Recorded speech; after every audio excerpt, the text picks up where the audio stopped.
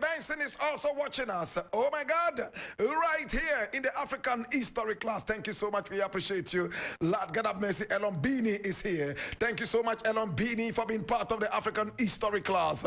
I appreciate you. Bice Obuo Osekufo is here. And it's interesting that Obuo has retweeted what we talked about just a few days ago. I make songs that make presidents cry. Lord God have mercy. Interesting times ahead. Thank you so much, Bice Osekufo Obuo. Your respect is big and large. One brother that I truly, truly love. This is the African History class. This is 3FM 92.7 in Living Stereo. Many more people right here in the African History class. I see you, Black Lion, the General, all the way from Ashaiman. Oh gosh, based in Ashaiman right now, originally from Pram Pram, aka Blind Blind. Right here in the African History class. Many more people in the class. Remember the Gobe Festival is here. It's not just any Gobe Festival. It's the 3FM Gobe Festival. Now the 3FM Gobe Festival is here on the 4th day of March. Oh my God, all the wonderful Gobe eaters in Accra are going to be here. People are threatening that they are also coming from Tamale. Some are also threatening us that they will come all the way from the Volta region. My brother, my sister, on the 4th of March, the 3FM Gobe Festival will be here. My producer will be there. He would make sure that he will be part of this globalization. The African History class would also be there. Thank you so much. We do appreciate you and we love you. Many more people right here in the African History class. See who I see. I see who I see. And this person sees me too. And we see each other. Ladies and gentlemen, just like the little kindergarten children see the star and the star sees them. Oh my God. We are here. And I see PLO Lumumba. Oh my God. Joining us right now on Twitter. Oh, we do appreciate you and we love you. Oh my God. PLO Lumumba. We're going to try and have him on the show. My brother, my sister, my producer is going to make an arrangement so we can have him on the show here and talk to him. PLO Lumumba. But remember, tonight he's going to be on TV3. Ghana tonight. He's going to be on it on Thursday. Oh, okay. All right. He's been on it already. I think he's spoken. Oh, how did I miss this one? Is it true? Okay. Yeah, 23rd, yeah, 23rd February. He's been on it already, and he talked about the African leadership problem and Ghana's 18th dance with IMF. We're going to find time and get him. Nitaki, thank you so much. Mighty Don Duvasti is the Marco Choco engineer. Many more people right here in the African History class. Hey, see who I see sneaking around the African History class. The man who was born Giovanni Elelo Caleb. The man with the double diastema, aka the double silencer. When the ladies see his diastema, they are in a hurry to give him a kiss. Little do they know, they are about to taste the venomous viper. Oh gosh. Giovanni Elelo Caleb. No two ways about them, the man. Right in the African History class. Thank you, my brother. Thank you so much. What did you say? Speak louder. You like gobe too? Okay, no problem. So the 4th day of March, you will be there to eat gobe. And it's so interesting when people with double diastemas eat gobe. You see the beans hooked up in the top one and another one hooked down there, and it looks like they have some golden teeth. My brother, my sister, this is the African History class, and my name, certainly Blakk Rasta. Now, if your name has not been mentioned, feel no way. We will certainly mention your name before the end of the class. This is the African History class, and my name, Blakk Rasta.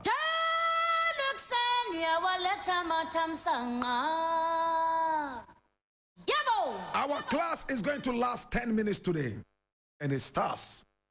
Sit down, please. Please sit down. Whose first towel is this? How about the pen there? Please, quick.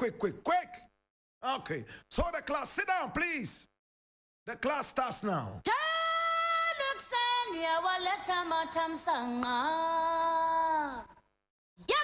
Hi, today this story is going to blow your mind. Today we're talking about a man who was born and christened Robert Smalls. Robert Smalls. Robert is spelled R-O-B-E-R-T.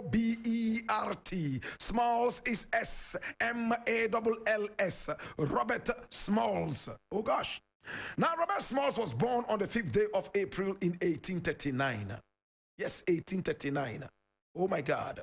1839. Oh gosh. 1839.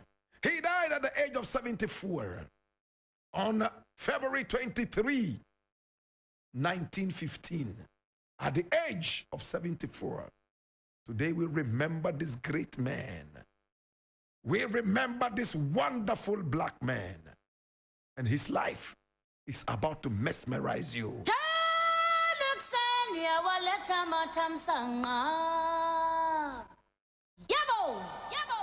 He was born a slave because his mother was a slave. The slave master was called Henry Marquis, and his mother was called Lydia Polite. Now, Lydia Polite was a very polite woman, and she gave birth to our hero for today without necessarily knowing who the father was, because it was in those days where rape was so rife. It was in those days when the so-called slave master could pull out just any man and say, have sex with this one because I need a baby that is as strong as you. They were treated like animals. They were treated like chattels. The same way you cross your dog was the same way they crossed black women and men. She had a baby without knowing exactly who the father was, but she had an idea who it could be. Hey, this child was born in 1839 on the 5th day of April, and she decided to call him Robert Smalls. Smalls in the sense that he looked small at birth, but he had such brilliant eyes. Oh my God. He would kick all day. Even in his sleep, sometimes he'll be kicking and smiling like some babies do. Robert Smalls started to grow up, and within the age of 2, he was so brilliant and sharp, running around the plantations. Everybody liked him, and he had a strong favor in the eyes of Henry Marquis, the so-called slave master. All the slave masters on the different plantations loved him. He made them laugh. He was a good dancer. They would clap for him. He would dance, turn around, move around, shake to the left, shake to the right, move to the front, move to the back. Oh my God. And he would leave everybody in stitches. They loved him. As he was growing up, they refused to make him work in the plantations. Whilst he was seeing other black people go through a lot of hell in order to survive, right there in the vicissitudes of the dangerous plantations. Oh my God, he had a field day, eating what the slave master was eating, at least the crumbs.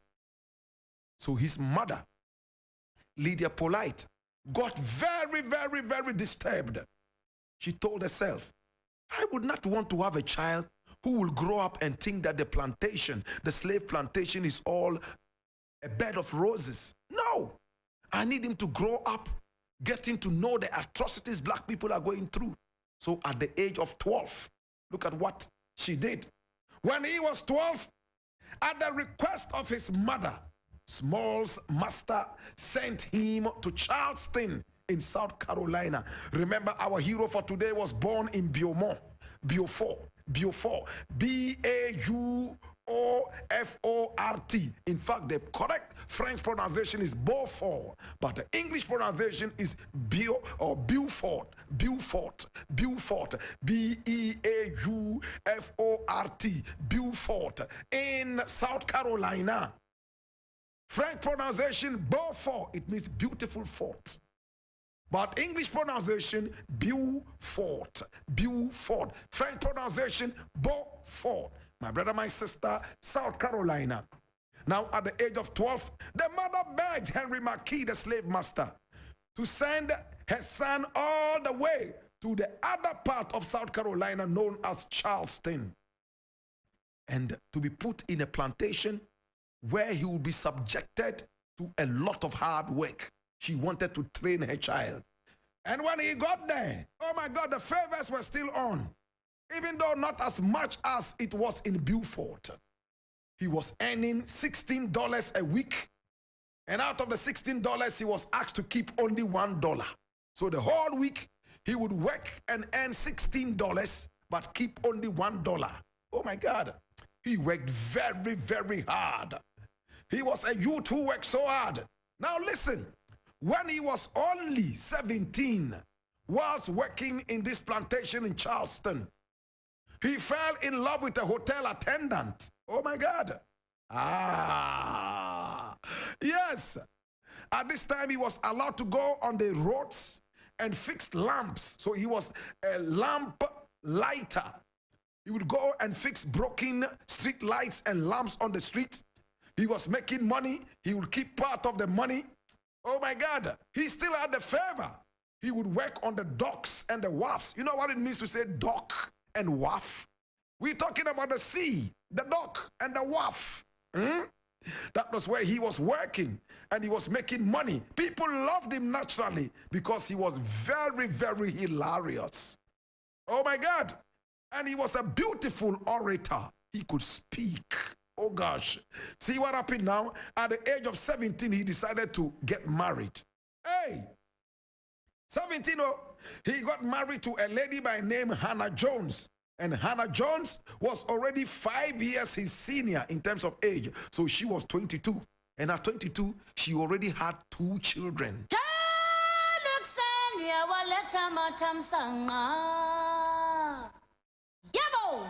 They had their first child together. In fact, and he decided to name his first child Elizabeth Lydia Smalls. And you know why? Because of her mother. In fact, his mother. He named his first child after his mother, Lydia.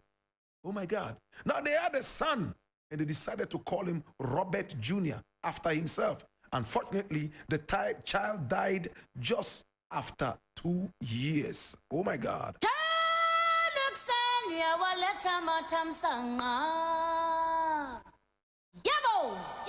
Now, our hero for today, Robert Smalls, worked very hard because he wanted to pay for his freedom and pay for the freedom of his wife. And when he asked his slave master how much he had to pay, he was told it was $800. Today, $800 will be 24,127 American dollars. He managed to save up $100. It might have been taken for granted that he was saving earnestly. My brother, my sister, and he realized that it would take him decades to be able to save up to $800. If he managed for a long while, about 10 years, oh my God, to save only $100, then $800 would take him how many years? How many years? 80 years. He couldn't wait for that. So he started planning an escape for him, his wife, and his children. See what he did?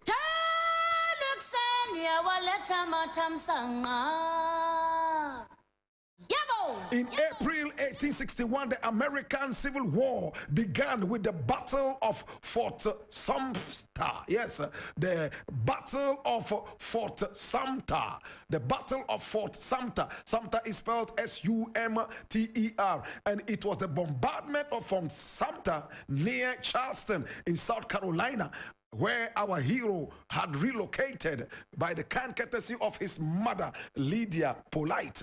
See what happened? So whilst he was at the wharf, the sea area, the docks, he started going on the ship. He was with the captain. The captains loved him. He would make them laugh. And he was studying every move of the captains. The captains carried slaves on the big ships. He was able to watch the captain. The captain would allow him to get so close to him because he was a very, very hilarious young man. He learned how to pilot the ship by just teaching himself, observing how the pilots were working. Hey, this was what he did. On May 12th, 1962, there was a ship known as the Planter, which traveled 10 miles south of Charleston to stop at Coles Island, a Confederate post on the Stono River. Remember we talked about the Stono River? You remember, students, last week we talked about the Stoner River, where there was a lot of slavery revolt. Oh my God. In Charleston. Anytime I go to America, I try to go to Charleston because a lot of our slave history happened there. My brother, my sister, see what happened now? Now, the planter was being dismantled. And our hero was there to also help to remove some of the baggage from the ship whilst it was being dismantled. See what happened now? He was able to learn from the captains the ins and out of the ship and so on and so forth. Oh gosh. And then when he was sure that he had learned enough about this ship, he decided that he would hit.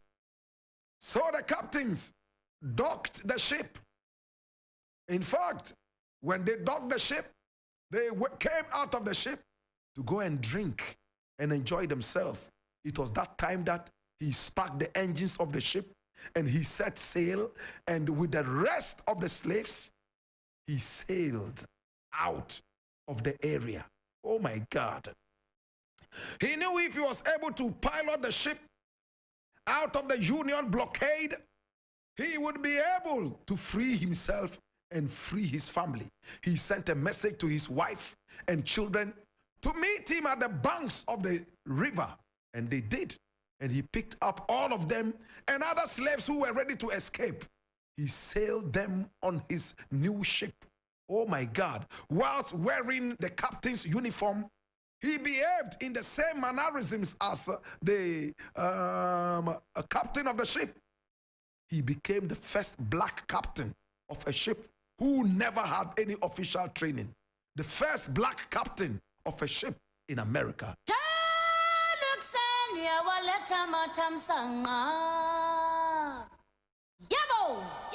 He was able to carry all these slaves to safety, and they gained their freedom. Necessity is the mother of invention. He knew he was not going to be able to save enough money to buy his freedom, but he knew there was another way to escape. But how would he escape with other prisoners? Better still, other slaves. He taught himself how to become a pilot by being close to other pilots. And whilst flying the Confederation flag, nobody stopped him until he got to the other side, and everybody became free. He became the very first person in history, the very first black person to become a captain of a ship that he taught himself to pilot.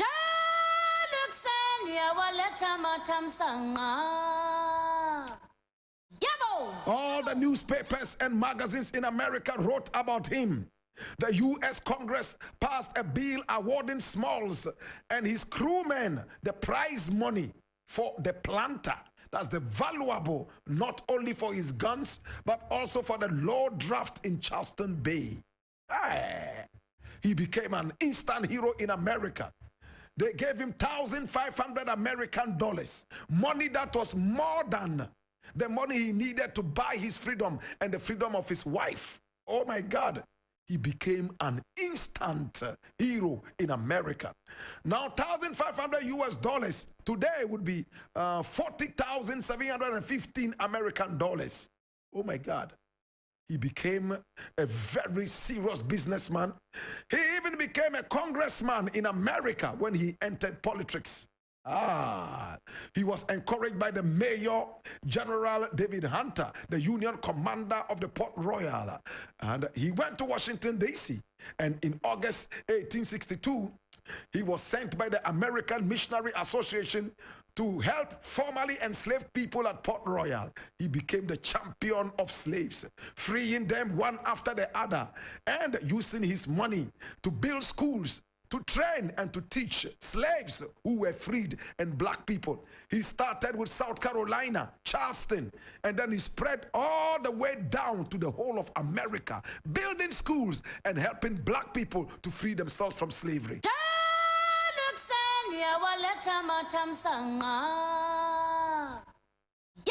Today, my brother, my sister, we remember this great black man.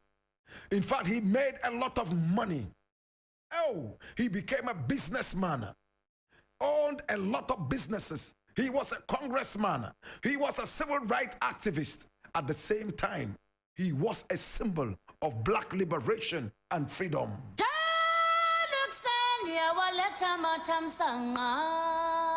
He was a loyal Republican, and he was a man who was respected. He was a man who was independent.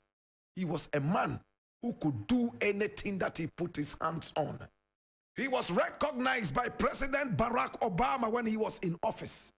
And the house where he lived in, whilst he was a slave with his mother, in fact, he went there to buy the house and to buy the whole area and turn it into the Liberation House or the House of Liberty. Barack Obama picked it up and made it an American property, historical black property. My brother, my sister, today we remember the black captain from Beaufort, the wonderful black man who taught himself to become a pilot, whose necessity made him invent. My brother, my sister, today we remember you. Oh, he's been honored around the world. Fort Robert Smalls was named in his honor.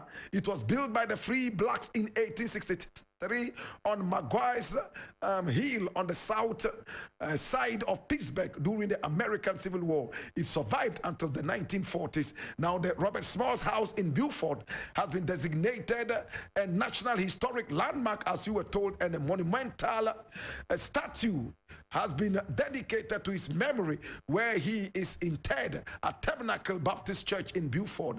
Now, the Robert Smalls School in Chirao in South Carolina is named for him, and the Robert Smalls International Academy, formerly the Robert Smalls Middle School in Beaufort County in South Carolina, is named for him. Now, during the Second World War, Camp Robert Smalls was established as a sub-facility of the Great Lakes Naval Training Center to train blacks of sailors.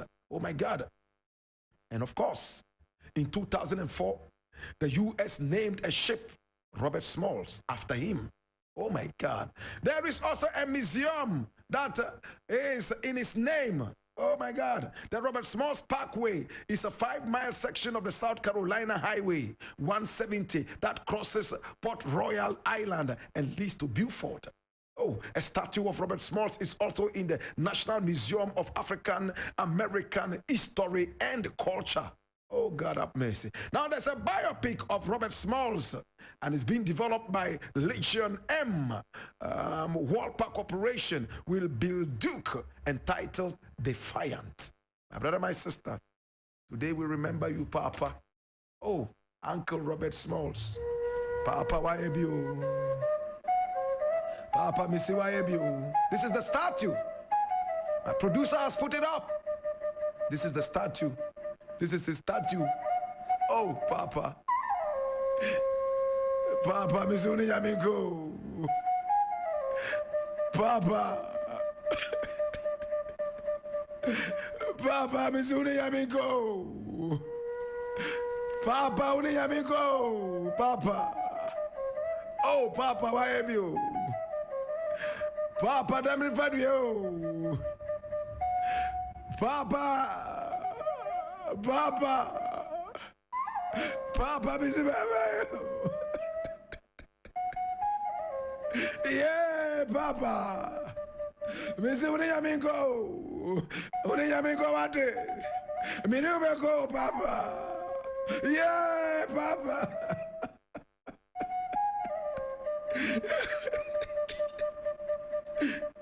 In the burden of knowledge, I ask you, now that you know what to do, be an enio leya mini obafe, yenzunda kagane, mezaka yine, ye ampa bango bokaya nang, fifi ayenyanu kaina wo, banaeu abeden, banaeu ebe abade, lele anjima singa bekune, lele anjima singa beri. Oh, Robert Smalls. How will the story of Robert Smalls impact your whole life in these contemporary times?